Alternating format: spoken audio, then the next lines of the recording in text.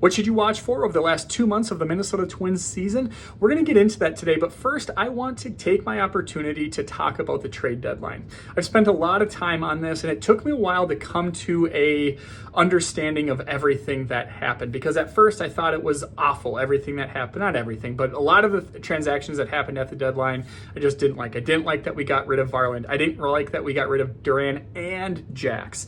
I didn't really like why we got rid of Brock Stewart. Honestly, that one I'm still not really on board with. The rest of them mostly made sense, but I really just got kind of hung up there and was struggling to figure out what my thoughts were. And one thing I just want to make sure we understand is that this trade deadline was just a symptom of a bigger issue, and we all know what the bigger issue is. That is the lack of investment from the Pohlad family. That is the root cause of this. Following that 2023 season, when you're seeing those highlights all over social media right now, and it's just unfathomable how you see that happen in your stadium, in the team, with the team that you built, and then you come out and say, yeah, we're not actually going to invest into this group. It's really just mind-blowing. And so now 2 years later, now that's not the only issue, right? We haven't seen yet, at least, that development from Lois Lewis. You know, following that 2023 postseason, people were comparing him to be the next Puckett, and he hasn't lived up to that since. We've seen a lot of decline. Edward Julian, Jose Miranda have been basically non-factors since then. Pablo Lopez has been up and down. Of course, he's been injured.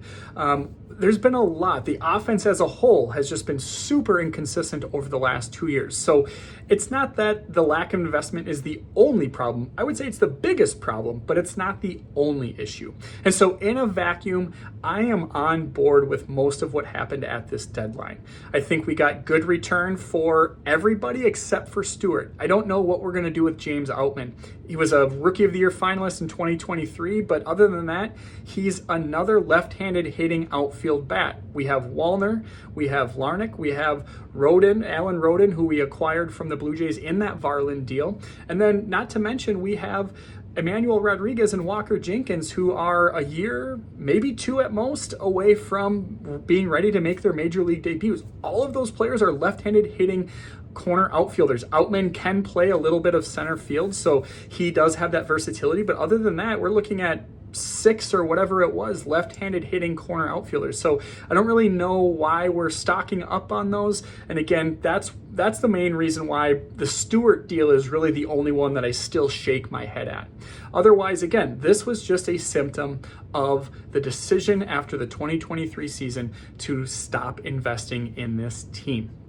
Okay, I'm off my soapbox now. I needed to get that up. A little bit of therapy. Thank you for dealing with that. So let's talk about the next 2 months of the season. We're struggling to find a reason to watch. This team is not going to be very good. So what can we look for over the last 2 months? If you're like me, you've already paid for the MLB Twins TV subscription. So how can we get some value out of that with this team that we now have after that fire sale? I basically want the rest of 2025 to be a tryout for 2026. I want to see some of those major league / AAA, we'll call them 4A guys. I want to see them getting regular at-bats with the Twins. So Eddie Julian's already up and doing that, and he's not looking great. Jose Miranda, honestly, he hasn't earned a promotion. He hasn't been hitting well in St. Paul, but I'd say get him up here and just see what happens. Maybe he gets a little bit of a rebirth at having with another opportunity at the big leagues. I doubt it, but I don't know what else to do with him. I at least want to see it. Same thing with Austin Martin. Deshaun Kiersey Jr., who was just demoted or optioned back to the Saints. I'd keep him up, give him some run. I don't know why we're not doing those things. Again, we kind of have a little bit of a logjam in the outfield now with Alan Rodin, James Outman, Buxton's on the IL, of course, and then Wallner and Larnach. But I don't know why we wouldn't see what we have in Austin Martin.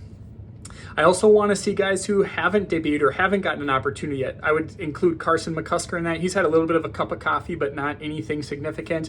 Aaron Sabato, Peyton Eales. These are the types of guys that kind of bloomed a little bit late. They don't have that prospect capital, but they do have that production in St. Paul that maybe would justify a promotion to the Twins. In a lost season, I don't see why we don't give those guys run. Now, maybe we will in September. Maybe the Falvey and and Rocco and company, maybe they just kind of see how August plays out before they really shake things up in September and give some of those guys run. But again, in short, what am I going to look for over the last 2 months of the season?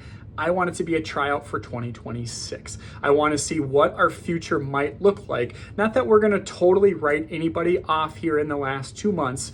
We can use Willie Castro as an example. His breakout year was his age 26 season. He was already a cast-off from the Detroit Tigers and obviously became one of the best utility men in the league with the Minnesota Twins. So I'm not saying that if over the next 2 months, Austin Martin or Eddie Julian don't figure it out, that they're just done, they're nobodies.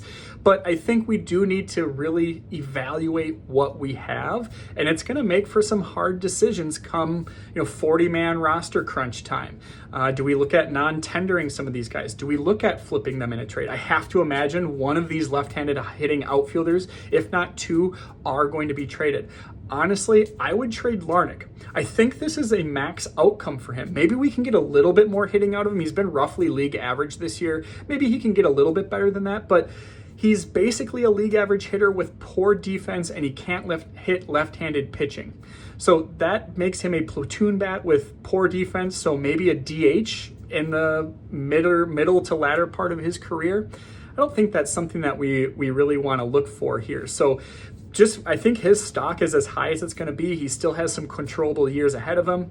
That's actually the name I would look to see be dealt, possibly, if that's the route they're going to go. But again, I just wanted this to be a tryout for the next 2 months to see what we have for 2026. So if you are looking for a reason to watch the Twins, I know it might be hard to consider and keep doing that. Think of it like this. If you paid for Twins TV, you already paid the money. It's already gone. You might as well use it. And so I would look for some of those unproven players to see what they can do over the last 2 months. For more Twins coverage, leave a comment or visit twinsdaily.com for more.